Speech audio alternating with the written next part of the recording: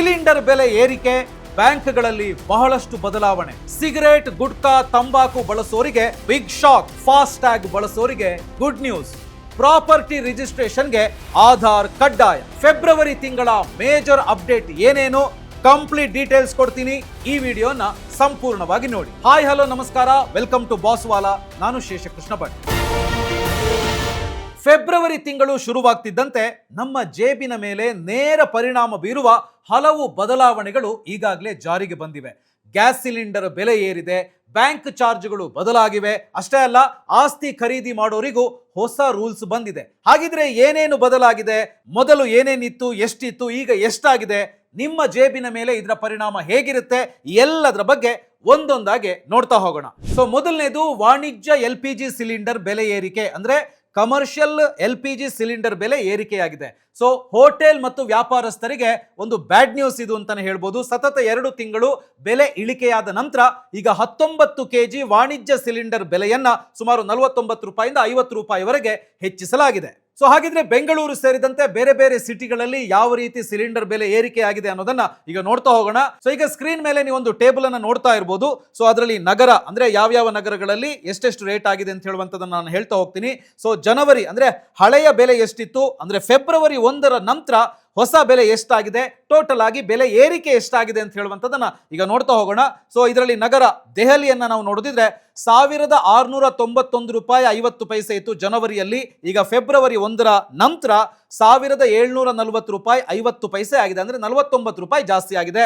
ಹಾಗೆ ನೆಕ್ಸ್ಟ್ ಕೋಲ್ಕತ್ತಾ ವಿಚಾರಕ್ಕೆ ಬಂದ್ರೆ ಇಲ್ಲಿ 1795 ರೂಪಾಯಿ ಇತ್ತು ಹಳೆಯ ಬೆಲೆ, ಆದ್ರೆ ಫೆಬ್ರವರಿ 1ರಿಂದ 1844 ರೂಪಾಯಿ 50 ಪೈಸೆ ಆಗಿದೆ, ಅಂದ್ರೆ ಇಲ್ಲಿ 49 ರೂಪಾಯಿ 50 ಪೈಸೆಯಷ್ಟು ಏರಿಕೆಯಾಗಿದೆ. ಇನ್ನು ಮಾಯಾನಗರಿ ಅಂತಾನೆ ಕರೆಯಲ್ಪಡುವಂತ ಮುಂಬೈ, ಇಲ್ಲಿ ಸಿಲಿಂಡರ್ ಬೆಲೆ ಅಂದ್ರೆ ಹಳೆಯ ಬೆಲೆ 1642 ರೂಪಾಯಿ 50 ಪೈಸೆ ಇತ್ತು, ಆದ್ರೆ ಈಗ ಅಂದ್ರೆ ಫೆಬ್ರವರಿ 1ರ ನಂತರ 1692 ರೂಪಾಯಿ ಆಗಿದೆ, ಅಂದ್ರೆ 49 ರೂಪಾಯಿ 50 ಪೈಸೆಯಷ್ಟು ಇಲ್ಲಿ ಏರಿಕೆಯಾಗಿದೆ. ಇನ್ನು ನೆಕ್ಸ್ಟ್ ಚೆನ್ನೈ. ಸೊ ಚೆನ್ನೈನಲ್ಲಿ ಮೊದಲು ಅಂದ್ರೆ ಹಳೆಯ ಬೆಲೆ 1849 ರೂಪಾಯಿ 50 ಪೈಸೆ ಇತ್ತು, ಆದ್ರೆ ಈಗ ಫೆಬ್ರವರಿ 1ರ ನಂತರ 1899 ರೂಪಾಯಿ 50 ಪೈಸೆ ಆಗಿದೆ, ಅಂದ್ರೆ ಇಲ್ಲಿ ಒಂದು ಸಿಲಿಂಡರ್ನ ಬೆಲೆ 50 ರೂಪಾಯಿಯಷ್ಟು ಹೆಚ್ಚಾಗಿದೆ. ಇನ್ನು ಮೋಸ್ಟ್ ಇಂಪಾರ್ಟೆಂಟ್ ನಮ್ಮ ಬೆಂಗಳೂರು, ಇಲ್ಲಿ ಅಂದಾಜು 1735 ರೂಪಾಯಿ ಇದ್ದಂತ ವಾಣಿಜ್ಯ ಸಿಲಿಂಡರ್ ಬೆಲೆ ಫೆಬ್ರವರಿ 1ರಿಂದ 1784 ರೂಪಾಯಿಯನ್ನ ದಾಟಿದೆ. ಇಲ್ಲಿ ಕೂಡ ಸರಿಸುಮಾರು 49 ರೂಪಾಯಿಯಷ್ಟು ಬೆಲೆ ಹೆಚ್ಚಳವಾಗಿದೆ. ಆದ್ರೆ ಗೃಹಿಣಿಯರಿಗೆ ನೆಮ್ಮದಿಯ ವಿಷಯ ಅಂತ ಹೇಳಿದ್ರೆ, ಮನೆಗಳಲ್ಲಿ ಬಳಸುವಂತ 14.2 kg ಗ್ಯಾಸ್ ಸಿಲಿಂಡರ್ ಬೆಲೆಯಲ್ಲಿ ಯಾವುದೇ ಬದಲಾವಣೆ ಮಾಡಿಲ್ಲ. ಆದ್ರೆ ನೀವು ಹೊರಗಡೆ ತಿನ್ನುವಾಗ ಅಥವಾ ಕ್ಯಾಟರಿಂಗ್ ಸೇವೆಗಳನ್ನು ಬಳಸುವಾಗ ಖಂಡಿತ ಈ ಬೆಲೆ ಏರಿಕೆಯ ಬಿಸಿ ನಿಮಗೆ ತಟ್ಟುವಂತ ಸಾಧ್ಯತೆ ಇದೆ. ಹಾಗೇನೆ ಸಣ್ಣ ಮತ್ತು ಮಧ್ಯಮ ಗಾತ್ರದ ಹೋಟೆಲ್ ಮಾಲೀಕರಿಗೆ ಸೊ ಇದು ದೊಡ್ಡ ಹೊರೆಯಾಗಬಹುದು ಅಂತ ಹೇಳ್ಬೋದು. ಇನ್ನು 2ನೇ ಅಪ್ಡೇಟ್ ಏನು ಅಂತ ಹೇಳಿ ನಾವು ನೋಡಿದ್ರೆ, ಆಸ್ತಿ ನೋಂದಣಿಗೆ ಆಧಾರ್ ಕಡ್ಡಾಯ. ನೀವು ಜಮೀನು ಅಥವಾ ಮನೆ ಖರೀದಿ ಮಾಡ್ತಾ ಇದ್ದೀರಾ, ಹಾಗಿದ್ರೆ ಈ ರೂಲ್ಸ್ ಕೇಳಿ. ಸೊ ಫೆಬ್ರವರಿ 1ರಿಂದ ಆಸ್ತಿ ನೋಂದಣಿ ಮಾಡುವಾಗ ಆಧಾರ್ ಬಯೋಮೆಟ್ರಿಕ್ ವೆರಿಫಿಕೇಶನ್ ಕಡ್ಡಾಯ ಕೆಲವು ರಾಜ್ಯಗಳಲ್ಲಿ. ಹೌದು, ಫೆಬ್ರವರಿ 1ರಿಂದ ಭೂಮಿ ಮತ್ತು ಆಸ್ತಿ ನೋಂದಣಿಗೆ ಆಧಾರ್ ದೃಢೀಕರಣ ಕಡ್ಡಾಯ ಆಗಿದೆ.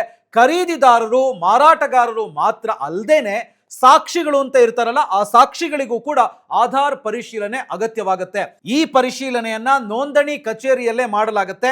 ಎಲ್ಲ ಉಪ ನೋಂದಣಾಧಿಕಾರಿ ಕಚೇರಿಗಳಲ್ಲಿ ಬಯೋಮೆಟ್ರಿಕ್ ಯಂತ್ರಗಳನ್ನ ಅಳವಡಿಸಲಾಗಿದೆ. ಬೆರಳಚ್ಚು ಮೂಲಕ ಅಂದ್ರೆ ಫಿಂಗರ್ ಪ್ರಿಂಟ್ ಮೂಲಕ ಆಧಾರ್ ದೃಢೀಕರಣ ಯಶಸ್ವಿಯಾದ ನಂತರನೇ ನೋಂದಣಿ ಪ್ರಕ್ರಿಯೆ ಕಂಟಿನ್ಯೂ ಆಗುತ್ತೆ, ಅಂದ್ರೆ ಮುಂದುವರಿಯುತ್ತೆ. ಇನ್ನು ಏಜ್ ಆದಂತವ್ರು ಅಂದ್ರೆ ವೃದ್ಧರು ಅಥವಾ ಬೆರಳಚ್ಚು ಸರಿಯಾಗಿ ಹೊಂದಿಕೆಯಾಗದೇ ಇರುವಂತವ್ರು ಇದ್ರೆ ಅವರಿಗೆ ಫೇಸ್ ಅಥೆಂಟಿಕೇಶನ್ ವ್ಯವಸ್ಥೆ ಲಭ್ಯ ಇರುತ್ತೆ. ಅಗತ್ಯವಿದ್ರೆ ಆಧಾರ್ಗೆ ಲಿಂಕ್ ಮಾಡಿರುವಂತಹ ಮೊಬೈಲ್ ನಂಬರ್ಗೆ OTP ಕಳುಹಿಸಿ ಪರಿಶೀಲನೆ ಕೂಡ ನಡೆಸಬಹುದು. ಇದರಿಂದ ಏನಾಗುತ್ತೆ ಅಂತ ಹೇಳಿದ್ರೆ ನಕಲಿ ದಾಖಲೆಗಳು ಹಾಗೆಯೇ ಆಸ್ತಿ ವಂಚನೆ ಪ್ರಕರಣಗಳು ಕಡಿಮೆ ಆಗಬಹುದು. ಅದಕ್ಕೋಸ್ಕರನೇ ಇದನ್ನ ಮಾಡ್ತಾ ಇದ್ದಾರೆ. ಇನ್ನು ಈ ಕ್ರಮಗಳು ನಕಲಿ ಸಾಕ್ಷಿಗಳನ್ನ ತಡೆಯೋದಕ್ಕೆ ಮತ್ತು ಭವಿಷ್ಯದಲ್ಲಿ ಕಾನೂನು ಸಮಸ್ಯೆಗಳು ಉಂಟಾಗದಂತೆ ಮಾಡೋದಕ್ಕೆ ಸಹಾಯ ಮಾಡುತ್ತೆ ಅಂತ ಹೇಳಿ ಹೇಳಲಾಗ್ತಾ ಇದೆ. ಇನ್ನು 3ನೇ ಅಪ್ಡೇಟ್, ಇದು ಕಾರು ಹೊಂದಿರೋರಿಗೆ ಹಾಗೇನೆ ಕಾರಿನಲ್ಲಿ ಪ್ರಯಾಣಿಸುವಂತವರಿಗೆ ಸಂಬಂಧಪಟ್ಟಂತದ್ದು. ಎಸ್, ಫಾಸ್ಟ್ ಟ್ಯಾಗ್ ಸುಲಭದ ನಿಯಮ.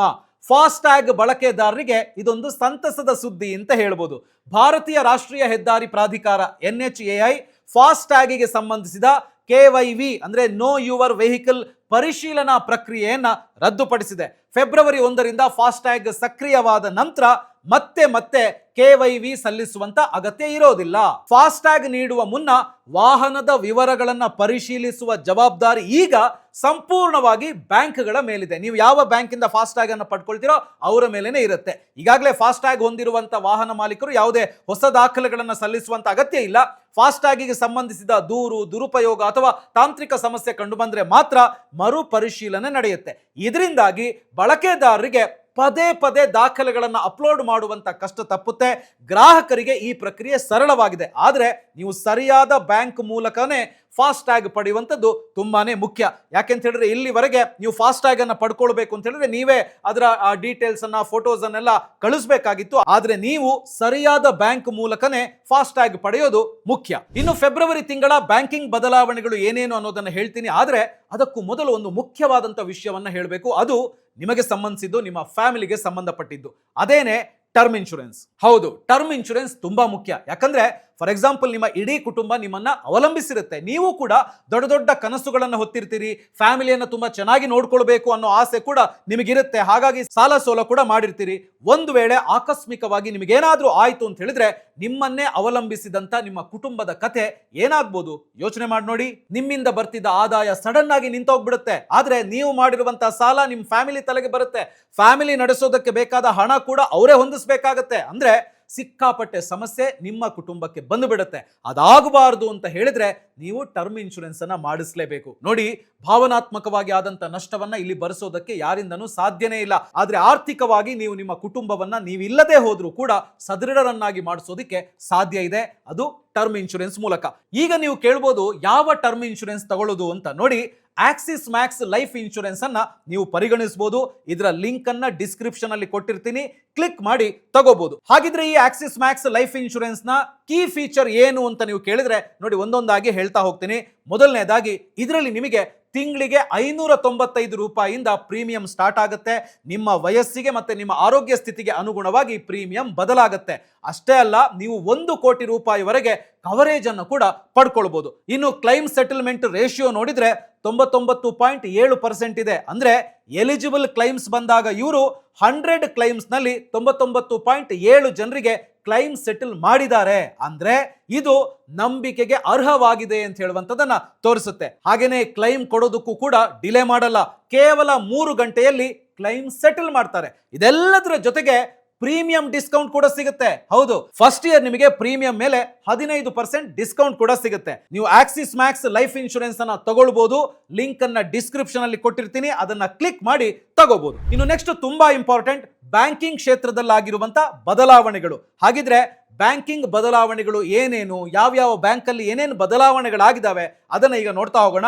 ನೋಡಿ, ಎಕನಾಮಿಕ್ ಟೈಮ್ಸ್ ವರದಿಯ ಪ್ರಕಾರ ಫೆಬ್ರವರಿ 2026ರಿಂದ ಬ್ಯಾಂಕಿಂಗ್ ಮತ್ತು ಕ್ರೆಡಿಟ್ ಕಾರ್ಡ್ಗಳಿಗೆ ಸಂಬಂಧಿಸಿದಂತ ಹಲವು ಪ್ರಮುಖ ಬದಲಾವಣೆಗಳು ಜಾರಿಗೆ ಬಂದಿರ್ತದೆ. ಸೊ SBI, ICICI ಬ್ಯಾಂಕ್ ಮತ್ತು HDFC ಬ್ಯಾಂಕ್ಗಳ ಗ್ರಾಹಕರ ದೈನಂದಿನ ವಹಿವಾಟು ಹಾಗೂ ಕಾರ್ಡ್ ಪ್ರಯೋಜನಗಳ ಮೇಲೆ ಇದು ಪರಿಣಾಮವನ್ನ ಬೀರಲಿದೆ. ಹಾಗಿದ್ರೆ ಏನೇನು ಬದಲಾವಣೆಗಳಾಗಿದೆ ಅಂತ ಹೇಳುವಂತದನ್ನ ಈಗ ನೋಡ್ತಾ ಹೋಗೋಣ. ಸೊ ಮೊದಲನೇದಾಗಿ SBI state bank of India IMPS ಶುಲ್ಕ ಪರಿಷ್ಕರಣೆ.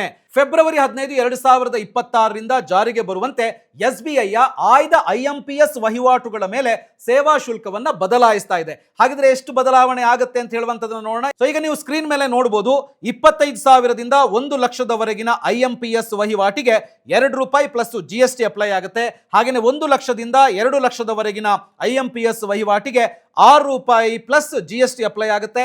ಹಾಗೆಯೇ 2 ಲಕ್ಷ ರೂಪಾಯಿಯಿಂದ 5 ಲಕ್ಷದವರೆಗಿನ IMPS ವಹಿವಾಟಿಗೆ ₹10 ಪ್ಲಸ್ GST ಅಪ್ಲೈ ಆಗುತ್ತೆ. ಸೊ ಇದು SBI ಬ್ಯಾಂಕಿನದ್ದಾಯ್ತು. ಇನ್ನು ನೆಕ್ಸ್ಟ್ ICICI ಬ್ಯಾಂಕ್ ಸಿನಿಮಾ ಸೌಲಭ್ಯ ಸ್ಥಗಿತ. ಅದೇನು?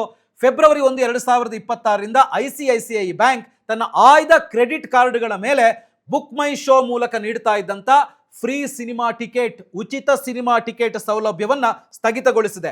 ಅದೇ ಸಮಯದಲ್ಲಿ ಟ್ರಾನ್ಸ್ಪೋರ್ಟ್ ಮತ್ತೆ ಇನ್ಶೂರೆನ್ಸ್ ಪಾವತಿಗಳ ಮೇಲಿನ ರಿವಾರ್ಡ್ ಪಾಯಿಂಟ್ಗಳ ಗಳಿಕೆಯ ನಿಯಮಗಳನ್ನ ಬ್ಯಾಂಕ್ ಪರಿಷ್ಕರಿಸಿದೆ. ಇನ್ನು ಮೂರನೇದು HDFC ಬ್ಯಾಂಕ್ ರಿವಾರ್ಡ್ ಪಾಯಿಂಟ್ ಮಿತಿ. ಎಸ್, HDFC ಬ್ಯಾಂಕ್ ಫೆಬ್ರವರಿ 1, 2026ರಿಂದ ತನ್ನ ಕ್ರೆಡಿಟ್ ಕಾರ್ಡ್ ಪ್ರೋಗ್ರಾಂನಲ್ಲಿ ಬದಲಾವಣೆಯನ್ನ ತರ್ತಾ ಇದೆ. ಇನ್ಫಿನಿಯಾ ಮೆಟಲ್ ಕ್ರೆಡಿಟ್ ಕಾರ್ಡ್ ಗ್ರಾಹಕರು ಇನ್ನು ಮುಂದೆ ತಮ್ಮ ರಿವಾರ್ಡ್ ಪಾಯಿಂಟ್ಗಳನ್ನ ತಿಂಗಳಿಗೆ ಗರಿಷ್ಠ 5 ಬಾರಿ ಮಾತ್ರ ಬಳಸೋದಿಕ್ಕೆ ಅವಕಾಶ ಇರುತ್ತೆ. ಅಂದ್ರೆ ಗರಿಷ್ಠ 5 ಬಾರಿ ಮಾತ್ರ ರಿಡೀಮ್ ಮಾಡೋದಿಕ್ಕೆ ಅವಕಾಶ ಇರುತ್ತೆ ಅಂತೇಳಿ ಬ್ಯಾಂಕ್ ತಿಳಿಸಿದೆ. ಇನ್ನು ಫೆಬ್ರವರಿಯ 5ನೇ ಅಪ್ಡೇಟ್ ಏನು ಅಂತೇಳಿ ನೋಡೋದಿದ್ರೆ, ತಂಬಾಕು ಮತ್ತು ಪಾನ್ ಮಸಾಲ ದುಬಾರಿ. ಎಸ್, ಸಿಗರೇಟ್ ಮತ್ತು ತಂಬಾಕು ಉತ್ಪನ್ನಗಳ ಮೇಲೆ ತೆರಿಗೆ ಹೆಚ್ಚಿಸಲಾಗಿದೆ. ಇದುವರೆಗೆ 28% ನಷ್ಟು GST ಇತ್ತು, ಈಗ ಅದನ್ನ 40%ಗೆ ಏರಿಸಲಾಗಿದೆ. ಸಿಗರೇಟ್ ಬೆಲೆ ಎಷ್ಟು ಹೆಚ್ಚಾಗಿದೆ ಅಂತ ಹೇಳಿ ನೋಡೋದಿದ್ರೆ, ಸಿಗರೇಟ್ನ ಉದ್ದಕ್ಕೆ ಅನುಗುಣವಾಗಿ ಪ್ರತಿ ಸ್ಟಿಕ್ ಮೇಲೆ ₹2.05 ಹಿಡಿದು ₹8.5 ಹೆಚ್ಚುವರಿ ಸುಂಕವನ್ನ ವಿಧಿಸಲಾಗಿದೆ. ಹಾಗಿದ್ರೆ ಸಿಗರೇಟ್ ಬೆಲೆ ಯಾವ ರೀತಿ ಹೆಚ್ಚಳವಾಗಿದೆ ಅಂತ ಹೇಳುವಂತದನ್ನ ಈಗ ನೋಡ್ತಾ ಹೋಗೋಣ. ಸ್ಕ್ರೀನ್ ಮೇಲೆ ನೀವು ನೋಡ್ತಾ ಇರಬಹುದು, 65 ಮಿಲಿಮೀಟರ್ ವರೆಗೆ ಫಿಲ್ಟರ್ ಇಲ್ಲದೆ ಇರುವಂತ ಸಿಗರೇಟ್ಗೆ ₹2.05, ಸಣ್ಣ ಫಿಲ್ಟರ್ ಸಿಗರೇಟ್ಗೆ ₹2.10, 65ರಿಂದ 70 ಮಿಲಿಮೀಟರ್ ಉದ್ದದ ಸಿಗರೇಟ್ಗೆ ₹3.06 ₹4, 70ರಿಂದ 75 ಮಿಲಿಮೀಟರ್ ಉದ್ದದ ಸಿಗರೇಟ್ಗೆ ₹5.04. ಇನ್ನು ವಿಶೇಷ ವಿನ್ಯಾಸದ ಸಿಗರೇಟ್ಗೆ ₹8.5 ಸುಂಕವನ್ನ ವಿಧಿಸಲಾಗಿದೆ. ಇನ್ನು ಇತರೆ ತಂಬಾಕು ಉತ್ಪನ್ನಗಳ ಮೇಲಿನ ತೆರಿಗೆ ಯಾವ ರೀತಿ ಇದೆ ಅಂತ ಹೇಳಿ ನಾವು ನೋಡಿದ್ರೆ, ಜಗಿಯುವ ತಂಬಾಕು ಮತ್ತು ಜರ್ದಾ ಇವುಗಳ ಮೇಲೆ 82% ನಷ್ಟು ಅಬಕಾರಿ ಸುಂಕವನ್ನ ವಿಧಿಸಲಾಗುತ್ತೆ. ಇನ್ನು ಗುಟ್ಕಾ ಇದರ ಮೇಲೆ ಗರಿಷ್ಠ 91% ನಷ್ಟು ತೆರಿಗೆ ಅನ್ವಯವಾಗಲಿದೆ. ಇನ್ನು ಪಾನ್ ಮಸಾಲ ಇದರ ಮೇಲೆ ಮೊದಲಿನಂತೆಯೇ 88% ನಷ್ಟು ತೆರಿಗೆ ಮುಂದುವರಿಯಲಿದೆ. ಇನ್ನು ನೆಕ್ಸ್ಟ್ ಪಾಯಿಂಟ್ಗೆ ಹೋಗೋದಿದ್ರೆ, ವಿಮಾನ ಇಂಧನ ದರ ಇಳಿಕೆ ATF ವಿಮಾನ ಪ್ರಯಾಣಿಕರಿಗೆ ಒಂದು ಸ್ವಲ್ಪ ಸಮಾಧಾನ ಅಂತ ಹೇಳ್ಬೋದು. ಕೇಂದ್ರ ಬಜೆಟ್ 2026ಕ್ಕೂ ಮುನ್ನ ದೇಶೀಯ ವಿಮಾನ ಇಂಧನ ಬೆಲೆಯನ್ನ %1 ಅಂದ್ರೆ ಸುಮಾರು ₹930 ಕಡಿಮೆ ಮಾಡಲಾಗಿದೆ. ಇದರಿಂದ ವಿಮಾನಗಳ ವೆಚ್ಚ ಕಡಿಮೆಯಾಗಲಿದೆ. ಪರಿಣಾಮ ವಿಮಾನ ಪ್ರಯಾಣದ ದರದಲ್ಲಿ ಒಂದು ಸ್ವಲ್ಪ ಇಳಿಕೆ ಆಗ್ಬೋದು ಅಂತ ಹೇಳುವಂತ ನಿರೀಕ್ಷೆ ಇದೆ. ಸೊ ನೋಡಿದ್ರಲ್ಲ, ಇವು ಫೆಬ್ರವರಿ ತಿಂಗಳ ಮೇಜರ್ ಅಪ್ಡೇಟ್. ಆಸ್ತಿ ಖರೀದಿ ಮಾಡುವವರು ಮತ್ತು ಬ್ಯಾಂಕ್ ಗ್ರಾಹಕರು ಈ ಮಾಹಿತಿಯನ್ನ ಯಾವ ಕಾರಣಕ್ಕೂ ಕೂಡ ಮರಿಬೇಡಿ. ಸೊ ಈ ವಿಡಿಯೋ ನಿಮಗೆ ಇಷ್ಟ ಆಗಿದೆ ಅಂದ್ರೆ ಲೈಕ್ ಮಾಡಿ, ಶೇರ್ ಮಾಡಿ, ಬಾಸ್ವಾಲಾ ಕನ್ನಡ ಚಾನಲ್ ಅನ್ನ ಸಬ್ಸ್ಕ್ರೈಬ್ ಮಾಡಿ. ಬಾಸ್ವಾಲಾ, ಬಿ ದ ಬಾಸ್.